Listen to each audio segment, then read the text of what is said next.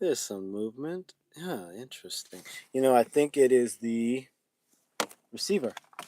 The receiver is bunk. The receiver's no good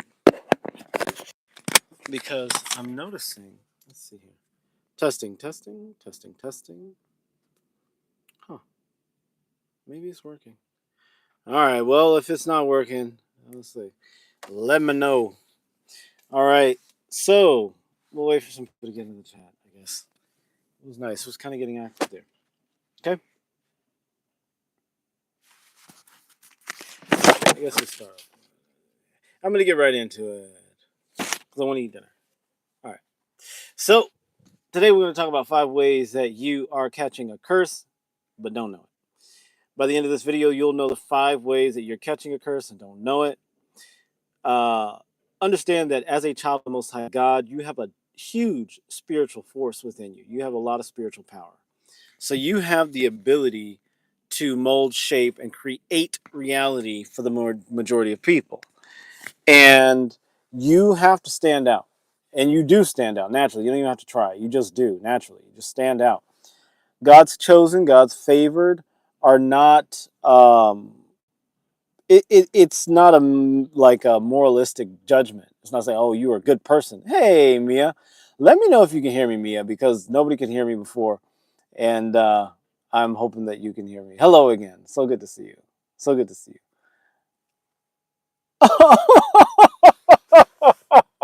Are you 17 now? So that means that your birthday is today or yesterday? Like, how did that work? Let me know if you can hear me too, because I had an issue. Okay, good. It says I can hear you. Oh, good. Yes. So you're 17 now. Still a baby. Um, yeah, I shouldn't call you a baby. You're not a baby. You're a young lady. You're a young lady. If you don't mind me asking, when is your birthday? Oh, today. Happy birthday. My grandfather's birthday is Monday, Cinco de Mayo. That's so cool. Wow. Okay, yours the 3rd. That's cool. I love that. Happy birthday, Mia.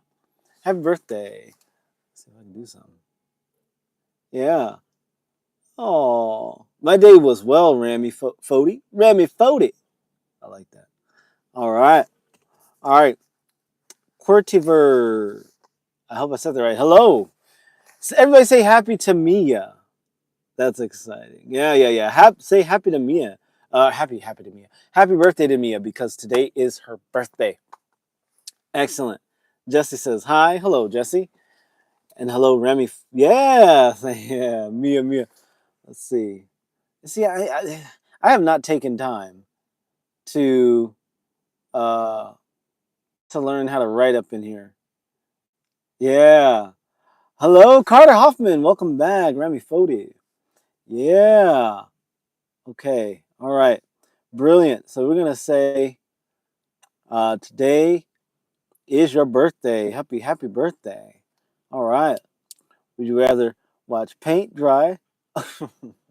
Okay. All right. All right. I think I've seen this person before. Let's see. We'll just do this. We'll just do this. That's kind of funny. That's kind of funny. All right. We'll just do that. I mean, it was kind of funny. I don't know. It was kind of funny. Um, all right. Let's get right into it. So today we're going to talk about, and I just gave you an example of how to let go of a curse. So listen, as a child of the Most High, you are chosen, you are special, you're perfect. I'll get rid of that perfect. What I mean is you're perfectly made, okay? You're made by the creative source being. Your flaws, your limitations, anything within you that you may feel ashamed about or you may be afraid about, God has put that in you intentionally, okay? So as a child of the Most High God, sometimes just in growing up and living in the world, we tend to pick up curses because we're protecting the very people that should be getting those curses. And so, in today's video, we're going to talk about the 5 ways you might be catching a curse and not know it. And we're going to get right into it. So, by the end of this video, you'll know the 5 ways that you're catching a curse. And by the way, if you jump in here, you're new, say hi to Mia. Say happy birthday to Mia. And, in 2 days, Carter, you and my grandfather have the same birthday. Happy early birthday, Carter. So yeah, my grandfather is May 5th. So you're on Cinco de Mayo. Cinco de Mayo. Excellent. That's so cool. That's so cool. Yeah, all the Taurus in the building. All the Taurans or Taurus in the building. Let's get right into it. So you cannot catch a curse unless you catch a curse. Now, no one can put a curse on you. No one can put a curse on you unless you catch it. You have to catch a curse. If someone says, I hex you, there's nothing they can do to you. Absolutely nothing. There's nothing that anyone can do to you unless you catch a curse. And we're going to talk about the ways that you catch a curse. And a lot of people don't realize they're catching curses. And we're going to talk about them. Okay, first way that you catch a curse is through resentment. If someone hurt you in the past, or they did something harmful to you in the past, and you hold resentment against them, you're catching the curse that they should probably be catching. So let's say you were bullied in middle school, and it really hurt you, and it left you with a lot of insecurities as an adult. And instead of working through those insecurities, forgiving the person that did that to you, those harmful, hurtful things, you're still resenting them in your heart. By doing that, you're actually keeping yourself in the energy of that pain, of that torment, of that abuse. And so in that way, you are holding on to that energy and you are continuing that curse. And so you are catching the curse. The best way to not catch a ball is to let it go. Close your hands, move on, walk away from the game. And so one of the ways is to understand that sometimes, and this can be difficult, but you can do it. As a child of the Most High, you can do it. All right. Sometimes people do things and don't even know it. And so they're hurting you without knowing it. Another thing to keep in mind is to be really selfish and say, hey, you know what? I'm resenting that person and it's hurting me, and they're living a happy life and they're going on and they don't care. They don't even think about it. Maybe they feel sad that they hurt you. Maybe they feel guilt and shame about it, but it's likely they don't. They don't even care. They've moved on. So if you're resenting a person who's hurt you in the past, you're catching their curse. Let it go. Maybe the curse will go back to the person who made it. Maybe not. It's unimportant. Let go of the resentment. That's the first thing, first way to get rid of it. Second way that you're catching a curse and not knowing it is through hatred. Like, there's a guy that said something stupid. I thought it was a little funny, but I got rid of it because it's not a pleasant, positive, upbeat sort of a thing. So I just got rid of it. And I could have gotten mad. I could have been like, oh, hey, how do you say that? Done all that. I would have been catching the curse. That person's sending out some silly energy and it doesn't pertain to me. Delete, move on. Best way. When you hate people, look, when I was a kid, I used to deal with people saying things like that, much more, caustic and painful and unpleasant. And what I found was I was angry, I was afraid, I was hateful, I was resentful, like we're talking about the first thing. And what I was doing was I was drinking their poison. They moved on. They said something mean to me or threw something at me or did something unkind. And here I was sitting and thinking about it and was it like just mulling it over and over and over in my head. It was not serving me. So I had to learn how to let go of that hatred. And again, one of the best ways to beat resentment and hatred is to just be selfish and say, wait a second, how do I feel right now? I'm hating this person. I'm angry. I feel righteous indignation. How do I feel right now? What you're doing is you're drinking their poison. Find it in your heart to love yourself enough to let them go, and you'll stop catching their curses.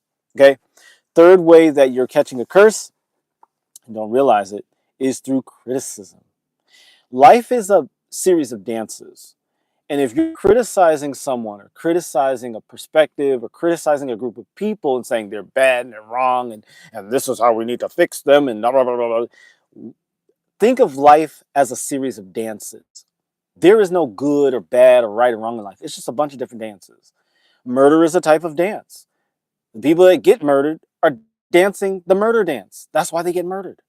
The people that murder are dancing the murder dance. And so it's a dance. And in all dances, it's a partnership. And so a person that experiences racial hatred is dancing the dance of racial hatred. So even if they're a victim of racial hatred, they're dancing the dance of racial hatred. Just like the so-called racist person is dancing that. It's a dance. It requires partners. And so just like in a dance, there's a male dance partner and a female dance partner. The male does a certain thing. The female does a certain thing. It's a dance. And so it doesn't matter if you were being bullied in school, you were dancing the bully dance, meaning you were being the opposite of a bully. Not really the opposite, but the complement of a bully. Now, people that were never bullied, they're not dancing that dance. They're not being a victim and they're not being a victimizer. So they're not even part of that game. And so when it comes to criticism, if you are finding a group of people, all those Trump supporters, they're evil, racist, terrible people. Nobody's saying that anymore. But in the past, people were saying that. Like, that criticism is the dance. And guess what? When you go out into the world, you're going to find the MAGA hat wearing person and then you're going to get into an argument with them. It's the same with the MAGA people. MAGA people, oh, everybody thinks we're racist because we love the country. Well, it's the same thing. And so when you get embroiled in those dances, you're carrying that curse. And the very people you're like, oh, those terrible, evil, wicked, bad people, we need to fix them. Even if it's a nice, pleasant kind of criticism, like, oh, you know what? Hey, brother, you know what? Let me help you be a better person, right? You're dancing that dance. It's a dance of criticism, and the very people that we criticize are actually the energy, the curse of the people that we're criticizing. We're actually hearing that because we're dancing that dance. All right, Carter says, I'm going to be 11 in 2 days. I'm happy. Well, happy birthday, man. Happy birthday. And happy birthday to Mia. I'm not going to sing happy birthday because it's a little awkward. But I'm very happy that you're 17, Mia. And I can't call you a little baby anymore. I'll say you're a young lady. All right, there we go. That's so cute. All right, so anyway, number 4, the fourth way that you catch a curse. And the fifth one's going to blow your mind, but the fourth way that you catch a curse is by fearing or worshiping a person. Okay, what does that mean? Sometimes we put people on a pedestal. Oh, my ex, man, she was a witch and she put a curse on me and I can't make any money. Oh, I don't want to piss her off. Let me be super nice. Let me take all of her abuse. Let me do all these things. Nobody can put a curse on you unless you catch it. Whenever you fear or worship a person, you're putting them above the Most High God. The Most High God is the only one that has ultimate say in your life. And the Most High God loves you and protects you and provides for you unconditionally. Unconditionally. You ask God for anything, it is yours immediately. It's a matter of lining up with it. So if you are fearing a person, goes back to the dance. You're looking at that person, you're like, oh, they're going to get me. They're going to send this thing my way. You are catching their curses. A person could hate you and be mad at you and they go, hex you, hex you, hex you. And you go, "Ooh." Well, now you're catching it. But if they go, hex you, and you go, what are you doing, man? And you totally forget that they did that, there's no curse coming at your way. If you ever watched those cartoons from the olden days, from my childhood, like there's a cartoon about Wile E. the Coyote or Tom and Jerry, Looney Tunes, right? Wile E. the Coyote was always trying to blow up the Roadrunner, but the Roadrunner was always oblivious, to the wiles of Wile E. Coyote. Wile E. Coyote would try to blow him up. He would try to shoot him. He'd try to do all these violent things to him. Our cartoons when I was a kid were very violent, but the Roadrunner just didn't care. The Roadrunner was just like and would just do whatever and just live his life and was always happy and nothing ever happened to him. He was always peaceful. He was always eating his seeds or whatever the Roadrunner would do. And that's how you have to be. So when you fear or worship someone, whether it's an ex-girlfriend, ex-boyfriend, a parent, oh, my mom's gonna be mad at me, and then she's gonna put a curse on me. And by the way, when someone puts a curse on you, it's not necessarily like they're going, oh, hex you, like a, I don't know, like a crazy person. But sometimes it's like, oh, if you go for your dreams, it's not gonna work out. You're not gonna make it. You're gonna be a loser. Oh, your dreams are crazy. That's a curse. When someone says, oh, you're going to be just like your father, a loser, that's a curse. One says, you're going to be a hussy, you're going to be this, or that's a curse. Whenever someone is projecting a future onto you that doesn't pertain to your ideal life or your ideal path, that's a curse. You're never going to make it. You're going to be broke. You're going to be homeless and a loser. That's a curse. The only way that can be fulfilled is if you receive it. That's the only thing, is by fearing what they're saying and putting them on a pedestal and saying, well, does God want you to be a homeless loser? Does God want you to be a failure? Does God want you to get sick and die? No. Well, then God has the ultimate say in your life. The Most High God, not the little God that runs this world, Satan. He doesn't have any say. Okay, the Most High God is the ultimate one. And so when you catch the person's curse by fearing them and worshiping them, you are catching their curses. Just remember, this is going to sound really bad and dirty. I'll just say it, but I'm going to be really clean about it because I tend to go there. So every single time you think of a person and you think they're better than you, think about this. Everybody has to use the bathroom. I'm going to put it that way. Everybody has to take a dump at least once at some point, or else they'll explode. Everybody is full of feces, okay? Remember that. And that means if it's your boss, if it's your girlfriend, your boyfriend, your husband, wife, kids, police, all those people have to sit down on the toilet at one point, okay? Think about that every single time you're afraid of somebody. At one point, they're going to be sitting on the toilet, most vulnerable position in life. Don't fear them. I was going to say some other things, but that's for the paid membership. But never fear or worship a person. If they feel angry towards you and they go, mind trick, psycho thing, whatever, curse, blah, blah, blah, just remember, they have to use the bathroom once in a while, and the Most High God has got your back. The Most High God protects you, loves you, surrounds you with his energy, surrounds you with his light, surrounds you with his protection, surrounds you with his grace, surrounds you with his mercy, and all that good stuff. And the only way the curse can get through is you got to pull it in through all of God's goodness. And so even if you've practiced it a long time, God will still protect you. So don't worry about it. And the fifth thing, this is a big thing, okay? This is the one that I've been building up to. So if you stayed in this thing, thank you for the likes. Make sure you drop a like. This is the big one. This is the one that means all things. I'm going to make a short about it. Whenever you pity a person, you are catching their curse. And this is going to get deep. So buckle up. So one of my mentors said to me, stop feeling sorry for that person that hurt you and stop doing all this stuff to let them off the hook. Is there enough room on the cross for Jesus? There's only room on the cross for Jesus. We don't need to carry their sins. What does that look like? That looks like catching their curses looks like this. You were in a relationship with somebody. I'm going to tell you this too from my experience from a child, but let's put it this way. You were in a relationship, you had a boyfriend, and he was just a unnice person. He was not a nice person. And so, but you felt bad for him because his dad punched him in the mouth as a kid or something, whatever. And you're like, oh, he was abused, and that's why he was such a bad, not a nice person. He was an unkind person, and that's why he was abusive toward me.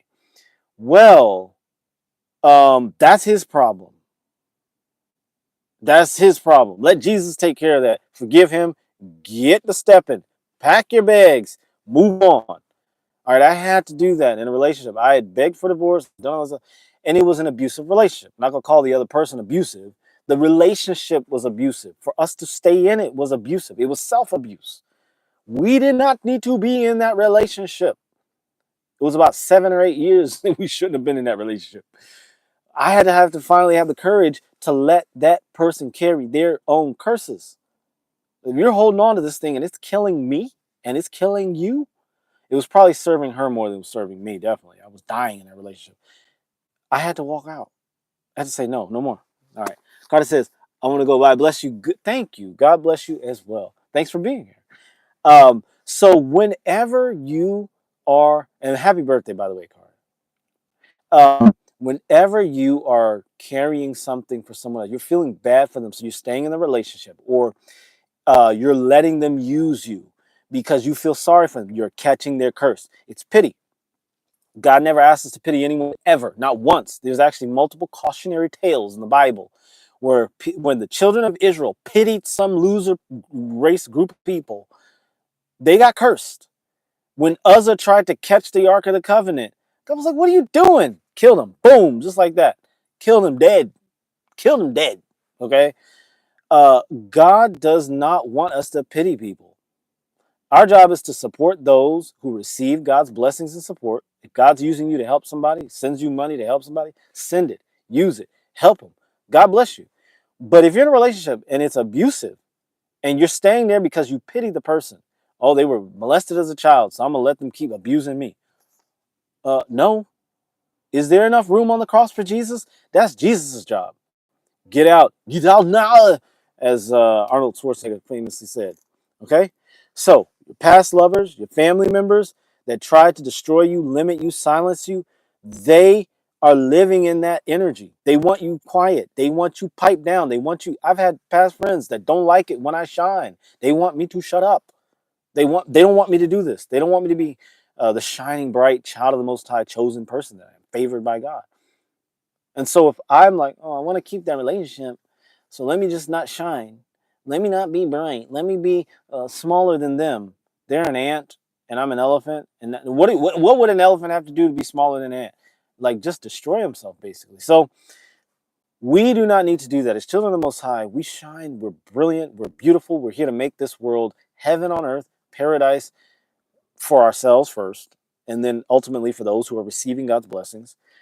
And so when you pity someone, you are holding yourself in a curse.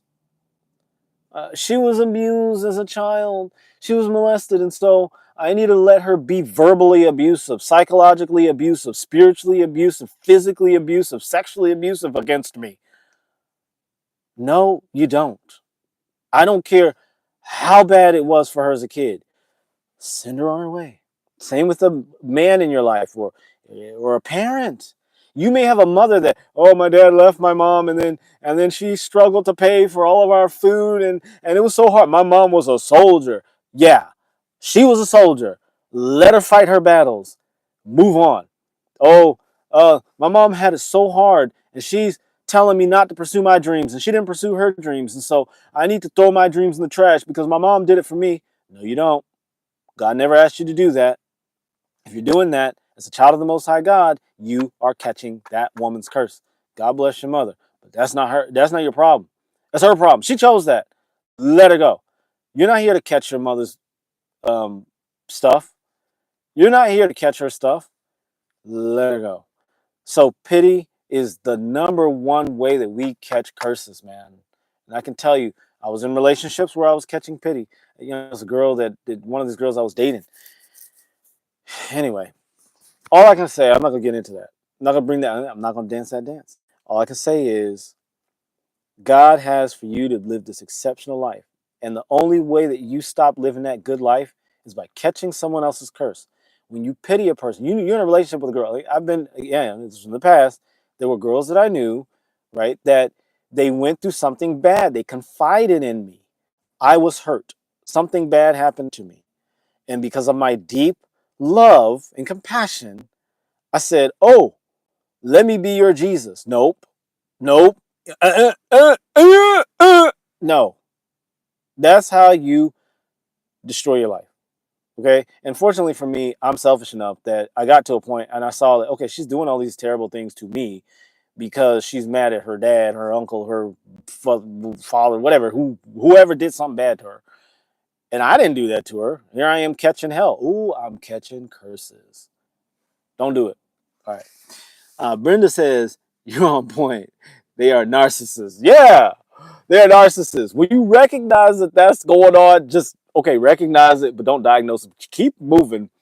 Keep it moving. And one of the wonderful things is, too, is to just don't, like, just find it in your heart to forgive them and let go. Be selfish enough to let God's good come to you. Like, God's fixing everybody, okay? God is fixing everybody. God is healing everybody. God is saving everybody. God is loving everybody. If they're not catching the blessings, they're catching the curses. And so if you're gonna sit there and sit in that, it's like if a guy is standing on top of a balcony and peeing down the balcony, and then your friend is there going, oh, it's raining. It's warm yellow rain. I'm gonna catch it all. And you go over there to them, hey man, hey, get out of there. There's a guy peeing on you. And you're sitting there with them, catching all the urine on yourself. Hey, this is urine. That's what you're doing. What you have to do is you have to back up and say, hey, You know that's urine, right? That's not rain. That's not warm yellow rain. It never rains warm yellow rain. That's urine. That's piss. Okay? It's my cuss word for the day. Get out, bro. You just let them catch it. Because if you go in there and try and stop them, you're going to catch the curse. Don't catch it. So that's what I have to say about that. God loves you. You're a child of the Most High God. You're chosen by God. You're favored by God. Just catch the blessings. Catch the blessings. Catch all those good blessings. And I know, look, I'm going to be honest with you. Sometimes it hurts because the people you've known and loved for so long are struggling. They're having a hard time. It's bad for them. And all this good is coming to you. Why do you think it's coming? Why do you think all the good is coming to you and it's not going to them? You think God is being like, I'm gonna just bless you, but to them, no, God's not like that. Yes, you are chosen. Yes, you are favored, but that's because you're receiving it. God, like my dad says, I always tell me my dad always says, he said, God talks to everybody all the time, but not everybody listens. God blesses everyone all the time. Not everybody catches the blessings. Blessings are falling down out of the sky. It's like if you see a guy on the side of the road and he's turning blue because he's holding his breath, there's air everywhere. All he's got to do is open his mouth and breathe. All he's got to do is this. Breathe in the blessings. If you're breathing in the blessings, but your friends and family and your lovers and your children, yes, your own children who looked at your past patterns from the past, like you, as a parent, I'm gonna talk to the parents right now. If you're a parent and you got a child who's on drugs and struggling and their life's all screwed up, and it's because you were messed up when you were raising them, and now you've gone beyond that, and you're trying to like say, hey, look, I didn't do it all right, and I tried, and I love you, and let's do better now. And they're not hearing it because they're stuck in the past, and they're like, well, again, they're catching the curses. Let them catch them. If they're drowning and you've given them a life vest and they're still flailing and drowning, let them go. You know how many times in the Bible God's had to tell people, yo, man, Lot. I mean, let's see. How many people, there's so many people in the Bible where their kids just God was like, look, I'm gonna kill your kids. Not Ananias and Sapphira, but Samuel, Hophni and Phineas. God was like, I'm gonna kill them. You know that, all right, Samuel? I'm gonna kill them, all right? Uh, you just gonna have to get used to it because they're an abomination. You didn't raise them right. Samuel, of course, Samuel fell back and broke his neck. He was a great prophet, but he got fat. Excuse me, he got overweight, obese, eating all those whatever challah bread, whatever Jewish food is, and he fell back and broke his neck after that. But I digress. All I'm saying is, doesn't matter who it is. If your kids, your mom, your dad, your lover, your wife, your baby, babies aren't gonna catch curses because they're beautiful and wonderful. God loves them, but God loves us all. But He especially loves babies.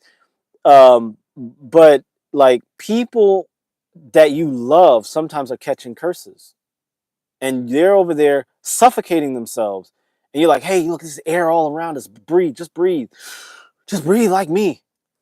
And you got to sit there and hold your breath just so you can deal with them. Hey, your choice.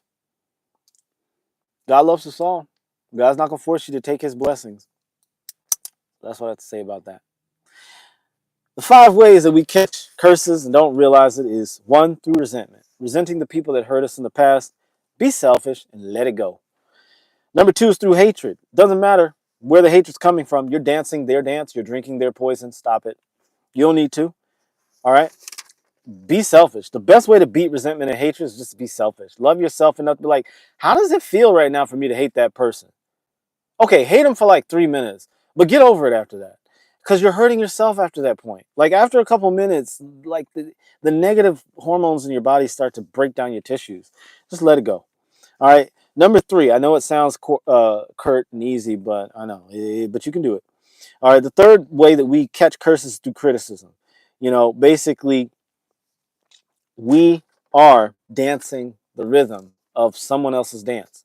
All those Trump supporters, all those non-Trump supporters, whatever, right? Whatever group you're going to criticize. If you're criticizing them, you're dancing their dance. Just let them go. If you don't like them, turn them off in your brain. Just pretend like they don't even exist. Look at them and pretend that they're not there. Again, be selfish. Love yourself. Love yourself enough not to keep that energy in your life. And then number 4 is worshiping and fearing them, making them greater than the Most High God. If you feel like they're throwing a curse at you, they're throwing negative things at you, and you're just going there and you're just catching it all, you're like afraid that they're going to curse you, you're afraid that they're going to do all these bad things to you, you are saying to God, hey, there's this tiny little ant, this gummy worm, that's greater than you. That's what you're saying. Don't do it, okay? And then finally, pity. Making yourself Jesus, catching their curses, feeling sorry for them, going and standing under the piss shower with them instead of backing up, saying, hey, you know you're standing in urine, right? And just letting them shower in that urine. Doesn't matter who it is, your friend, your mama, your daddy, your brother, your sister, the person that fought so hard to save you and to help you. If they want to suffocate, they want to have a hard life, and they want to go through that hell, let them. Because God's given everyone blessings.